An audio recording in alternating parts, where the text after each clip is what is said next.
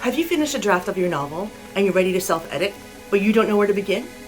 Then stick around for today's episode where I will edit a scene from my own manuscript using Fictionary StoryTeller software.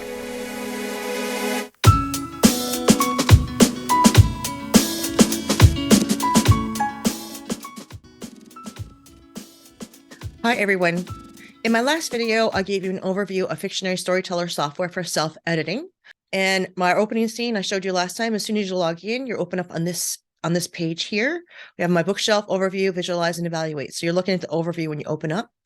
And so today what I'm going to do is go through editing a scene for you so you can see how the software helps you self-edit scene by scene. So when you open up here and you're going in here to start with, when you go into evaluate, you're into the chapters and scenes here. If you format it properly before you upload it, that's using like heading 1 or the word chapter or both, and then maybe using a scene break character like a hatch mark or a tilde, that kind of thing, then the software will actually separate the chapters and scenes for you. Now, before I go into actually editing the scenes, I want to show you something. So when you first open this up to edit, when you upload your book, if you go to the visualize tab and go to manuscript insights, it will show you what your story arc looks like. The blue line, the dark blue line here, is the recommended scenes. So what they recommend your scene, where your plot points hit. And the yellow line is where they actually hit. This is actually not too bad of a plot arc, and it's actually not my first version of this book. It's not my first draft, but I am still working on rewriting it. So usually there's about 5 to 10% like leeway on either side of the plot points, but here I have a little bit of work to do. Okay, so this will show you what your plot point looks like, and then as you're editing, you can kind of check back every now and then and see how your arc changes. So you can actually see, as you're working on your edits, you can actually see your story arc improve over time. So I'm going to go back to evaluate. All right, so I'm going to pick a scene that I haven't done yet. The ones I have checked off means I've edited it. The ones I have named, I just pretty much read it and named the scenes. So I'm just going to pick a random scene. So I'm picking scene 18, or actually it's chapter 9. You can see my original said chapter 7, but it's actually chapter 9 in my new version. So I'm going to take that out. Now, what happens when it uploads for you is that, well, it has an algorithm that uses a couple of different, I guess, inputs to figure out who your point of view character is. So this is saying who our point of view character is. And this is not right. Okay, first of all, we know it's not right because it said when Talwyn awoke the next morning, Draken was no longer with her. She was surprised at how soundlessly and dreamlessly she had slept. So right off the bat, there's an issue there with a point of view character. So I'm going to go to my character list. So I'm not going to change it here right now. These are all the people that the software has picked up as characters in this scene. So I'm going to pick the correct person, and I'm going to select this person as our point of view character. So we see they're in there.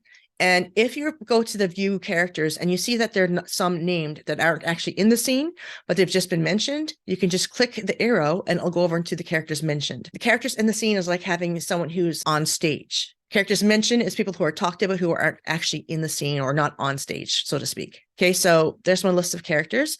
So if I went to here and clicked and the actual point of view character wasn't in here, I would go back to my view character list and then I can add more characters.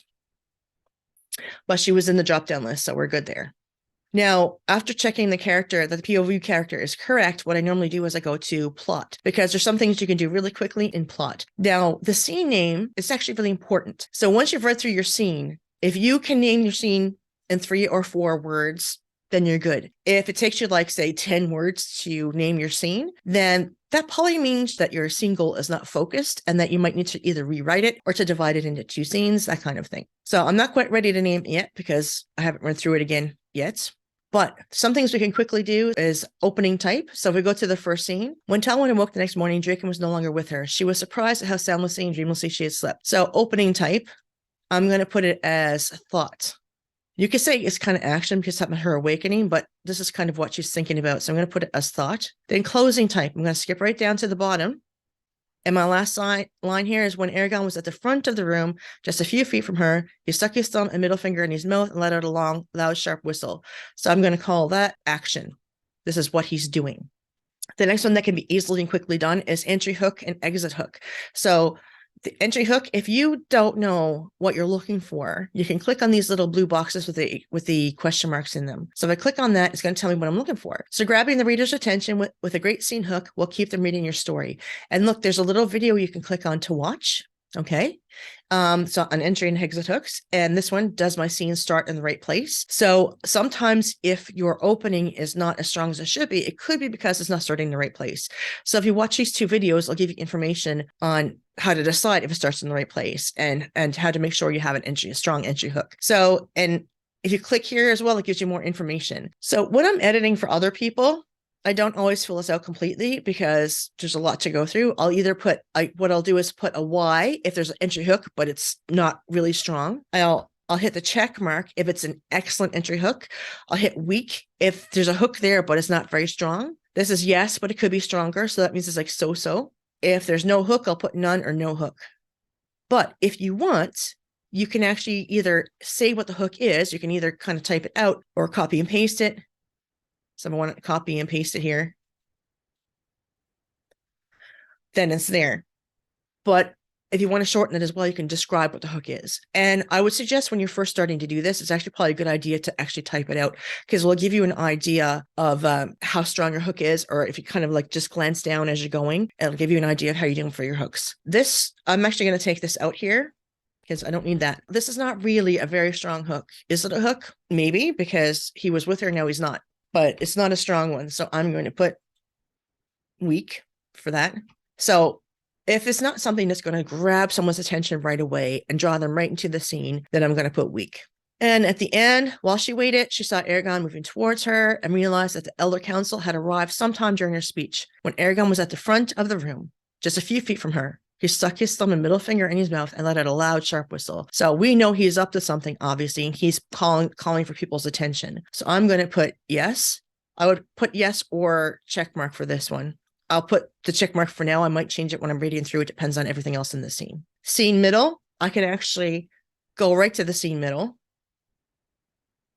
So this little arrow here is the center of the scene. So if I go to the middle, what I'm looking for here is a turning point complication or a value shift in the scene. So something should happen in the middle of the scene that complicates it. And if it's a little too early, a little too late, you can move stuff around, you can rearrange stuff, but it should be either at the middle or very close. So you now know if the coming demon can attack. Those gathered answered the affirmative, gave a nod. For a long time before my own people were attacked, we use our abilities to look for and respond to threats directly to us. So she's giving information about her background, about the seers. Whatever we saw about outside individuals or groups, we did nothing about. The seer elders of the time had reasoned that we should not interfere in either group's free will or their fate. It is for this reason that, except for a few of our warriors, we did not act when the dragons were attacked 400 years ago. So you guys haven't read the story yet, and you haven't read the scene yet with me, but it is kind of significant because in the story, people have, I guess, listened to rumors and have made conclusions about her people. So here she's telling about her people so that they understand her. She's looking for gaining allies. She's trying to get the dragon folk or the dragon shifters to ally with her and her people. So it is important for her to tell about her people so that they understand her, so that they'll be willing to join. So I'm just going to write tells about her people. Or I could say tells about the seers. So instead of writing out the whole thing, I'm just writing tells about her people. So that is significant. It could be stronger still, because here what she's doing here is she's trying to sway their opinion of her. And if you had read it with me, you'd know she actually does succeed to a degree. Scene climax, you could skip there quickly as well, but I'd actually rather read through it before you fill that part out. Now, anchored in point of view, scene time, or scene setting. Each of these things should be anchored as soon as possible at the beginning of the scene. So when Talwyn woke the next morning, Draken was no longer with her. So right away, we know it's Talwyn's point of view.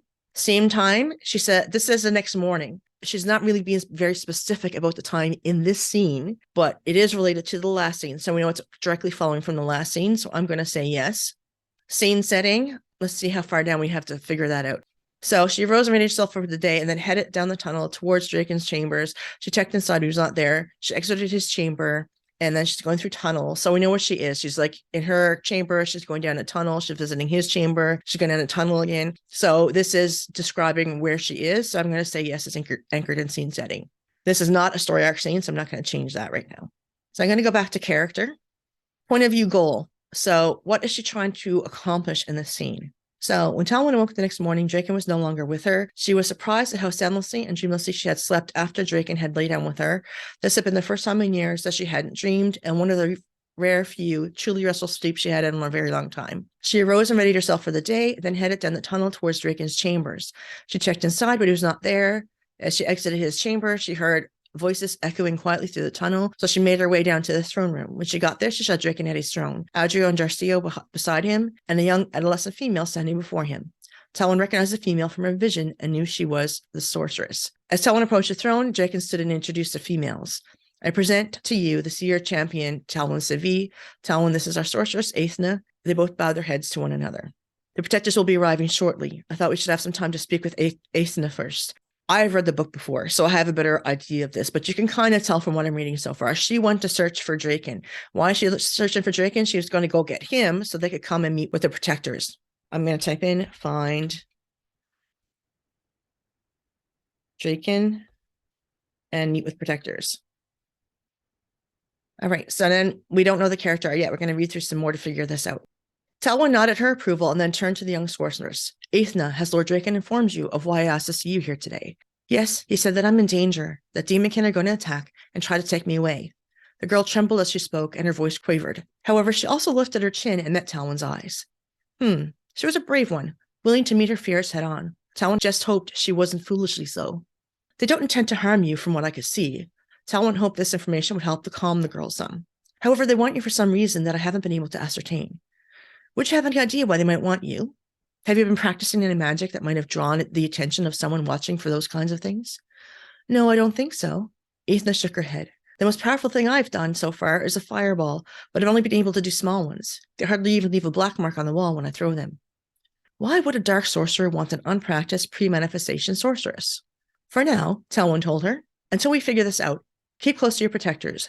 Do you understand? Yes, of course, I will. Talwyn placed a reassuring hand on the young female's shoulder and gave it a small squeeze. Just then, the protectors started to filter into the room. Some of them nodded to Talwyn and some bowed, but none of them seemed surprised she was there.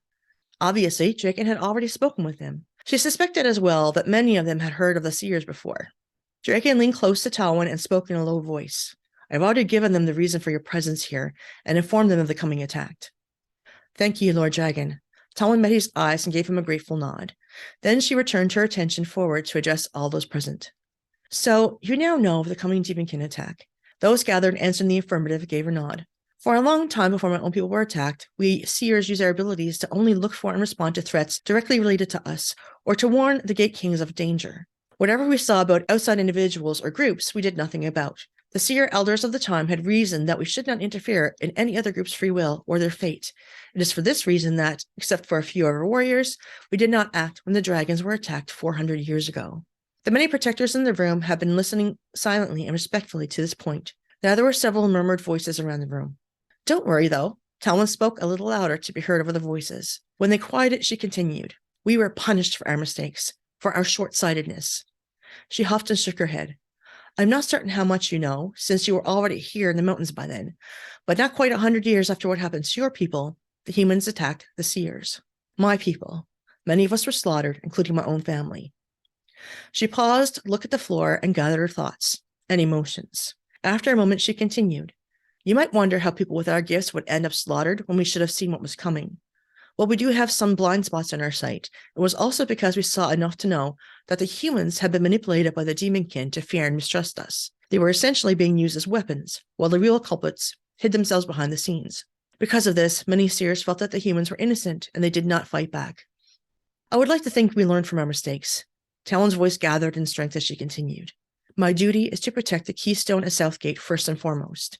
Yet I have been having visions of your people for a long time, as have many others among my people. I cannot ignore these visions. They are why I'm here. There is a dark sorcerer behind everything that has happened to both of our peoples. Some theorize that we may be dealing with followers of Enciamor, plotting through the years to fulfill his vision. We can't be certain. Either way, though, demonkin are now looking for you. I have foreseen that there will be a company of demonkin sent to find you and to lay siege to you. Again, there were murmurings. Some sounded concerned.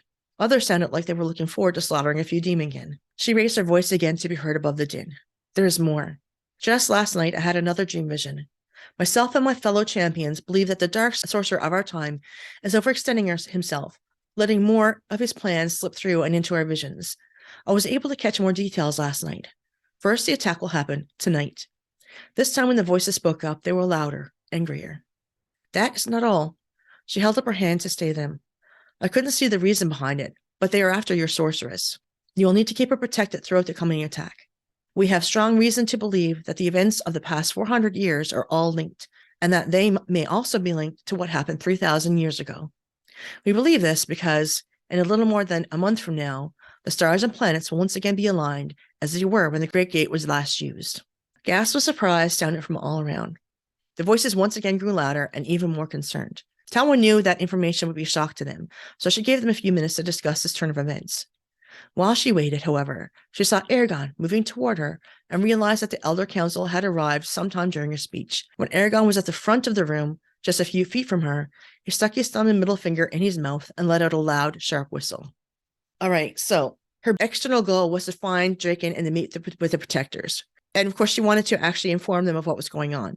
But her internal goal is more to kind of make herself and her people understood. And when you're looking at your point of view goal internal, it could be you're looking at what's going on through the whole story if it's always the same goal. In this scene, though, I'm going to actually say she's looking for to make herself understood, because there is a clear internal goal in this scene as well, to make herself and her people understood.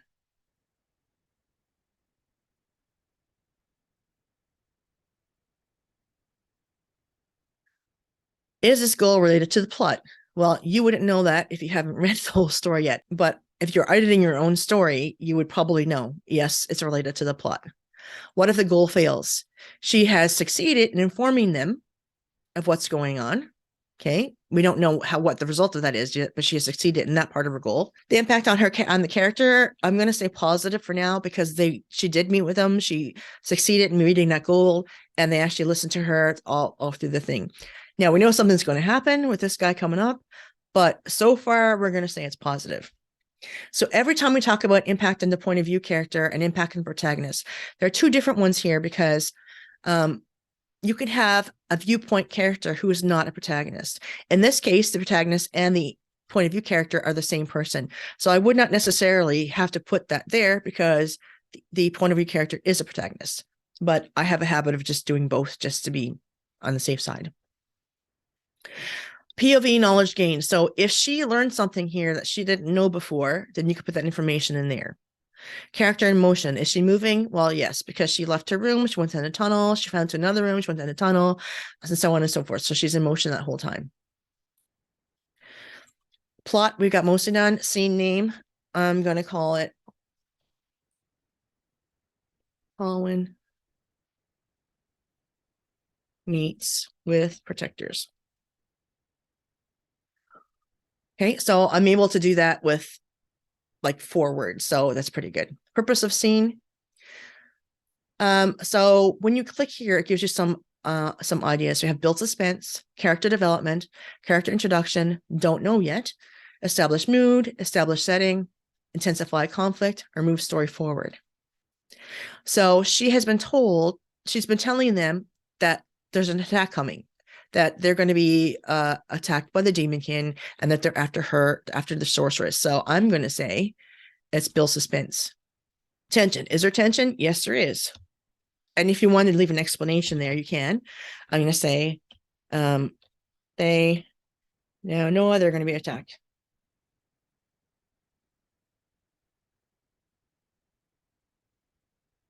Tension and conflict are different.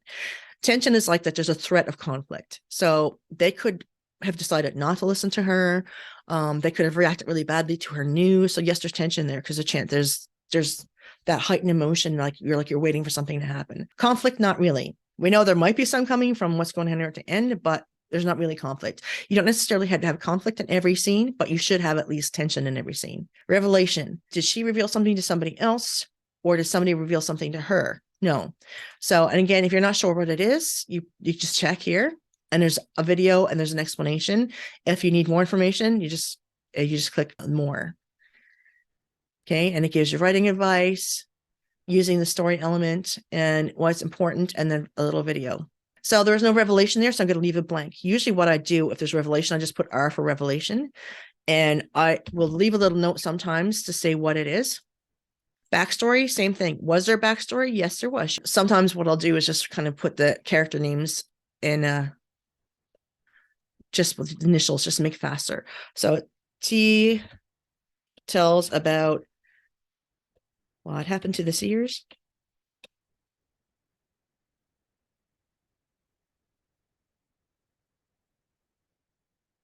Flashback. There wasn't a flashback. She told about the background, about what happened before, but there was not a flashback. Scene climax. What was the climax?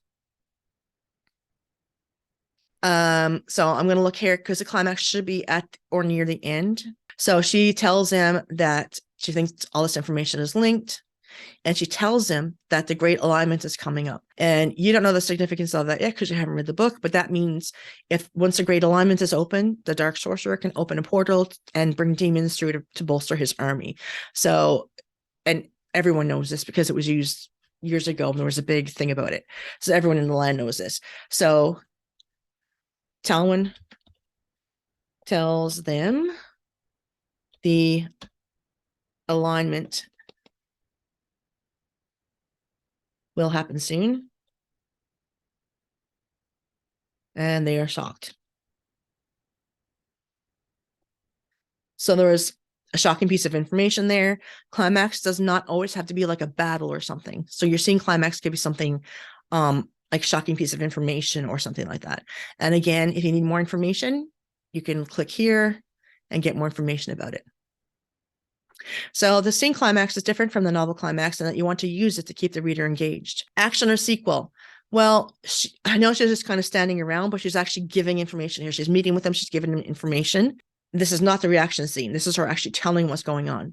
So this is action because she's doing that. She's informing them. Reader knowledge gained. So what did we learn in this story? So I'm not going to fill it in detail because there's just too much right now, right? But I would kind of just, again, put short notes in there. And again, if you weren't sure what to put in, you could click here. And then setting. Setting is usually pretty quick. Location. Are we given the location? Yes. Is there a date and time? Yes. Object here, I would say I would name stuff like objects that are in the scene. And this is just to make sure you've set the scene, right? So what's around? She mentioned that she mentioned the throne. And I would only name a few things that seem like they could be significant. You want to name the scenes in there because it could be significant for something you're setting up. It could be like a clue. So anything that seems like it could be significant, you're going to mention. Because, for example, you might see a gun in scene 2, and it could end up being used to commit a murder like later on in the story. So anything that looks significant, I'll put in. Sights, yes. What is she seeing? You know, she's giving descriptions of stuff she's seen around, like when she walked down the hall, she saw him at the throne and all that stuff. Smells, I don't think I mentioned any smell. Sounds, yes, because people are murmuring and reacting to what she's telling them. And emotional impact, this means the emotional impact of the location. So choosing where a scene happens has massive impact on how the story plays out. And then there's a video for you to watch. Need more? Oops. So how can your choice of location resonate with your point of view, character's emotional state? Does it increase or decrease conflict, tension, set the mood, highlight emotion, show characterization, slow down or speed up pacing? Okay, so in this case, it might not seem significant, but the fact is that she is only one of her people. She has entered into the fortress or stronghold of the dragon shifters, and she is the lone one there in the throne room of the dragon shifters fortress, talking to them about her people. So I'm going to say yes, because she's got to feel a little bit tense there, because she's there trying to convince these people who have been recluses for the past 400 years, trying to convince them to kind of ally with her. And she doesn't know necessarily if they're going to be friendly or not, if they're going to be amenable to what she's asking for. So I'm going to say yes. Location split, no. So if it was yes, there's a chance that you might need to kind of divide it into 2 scenes, but in this case, it's not. Weather, no. And I'm actually going to put not applicable for this scene because she's inside a mountain really right now. So there's not going to be any weather inside. Taste, no. Touch, I don't think she touched anyone. No. Now, I mentioned last time you start this on advanced mode or easy mode, right? And I'm actually showing you advanced mode right now, but if you're starting out and you're just learning the program, I suggest you start with the easy mode first, then until you get used to those things, and then you can actually turn on advanced mode when you're more used to the basics. Start there first. And when you get more used to it, then you can go to the advanced mode. And again, notes. So if I found something in here that I needed to change, if there was a plot hole, if there was a timeline problem, I could enter it here, because what I'm doing right now is editing. I have my editor's hat on right now. I don't have my writer's hat on. I have the editor's hat on. And you want to try to do this separately. So you're going to make notes about what you found.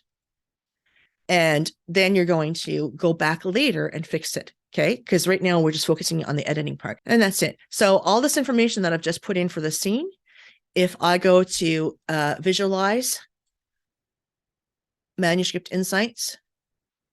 So we looked at the story arc one. There's this one that says word count per scene, scenes per chapter, story map. So what I'm going to do is go to story map. I'm going to show you where all that information came. So right now we're on just a few. We just have a few elements selected. We have characters, point of view, scene name, location.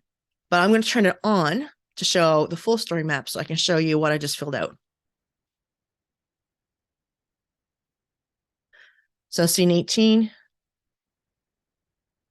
is the one we just did, and you can go across and see the only thing I don't have filled out is point of view, knowledge gained. So when you get your all of your scenes mapped out, you can look here and see if there's any problems, okay, anything you need to work on. Like if you have the same, have the same type of entry hook or the same type of exit hook, if you have the same opening type or closing type, if you have the same purpose of a scene over and over and over again, you want to change it. Your character arc should always be positive or negative. It should never be neutral. Oh, apparently I didn't fill that out in my scene, so I have to go back and look at that. It should never be neutral. If it's neutral, it means there's no change, and you don't want that to happen. If there's no change, you need to go back and either delete the scene or rewrite the scene, because there always should be positive or negative movement. And I know that I actually do have movement there, so I'm going to go back to my evaluate page, go back to the scene. And I'm going to go back to character. So character arc, I'm going to say it's positive here because she actually got them to listen to her. Okay. So impact the point of view character, impact on protagonist. So the impact on protagonist is going to affect that character arc. So if you want to know how to mark it, if you're not sure, it explains stuff here, but internal and external arcs and what you're marking here. Okay. So did she achieve the scene goal? And what is her emotional state at the end? These are things you ask yourself to decide whether that's going to be positive or negative. Sometimes it's difficult because, they could achieve something and not achieve something else. So it could be difficult, and you just have to figure out what is the main purpose of that scene and did they achieve that main goal. Okay. So I'm going to write positive.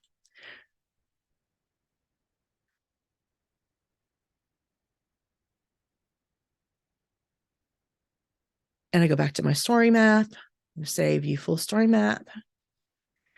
So my scene 18 should be complete all through, except for those things that I didn't fill out because they weren't in the scene. Point of view, she didn't learn anything new. There was no conflict. There was no revelation. Actually, we could put revelation because she told them a bunch of stuff. Remember, we just chose not to write it in because it would take too long. There was no flashback. Action and sequel. If you're looking through here and they're all action or all sequel, you need to switch it up. And sequels don't necessarily need to follow an action scene right away. You could have a couple of action scenes in a row and then a couple of sequel scenes in a row.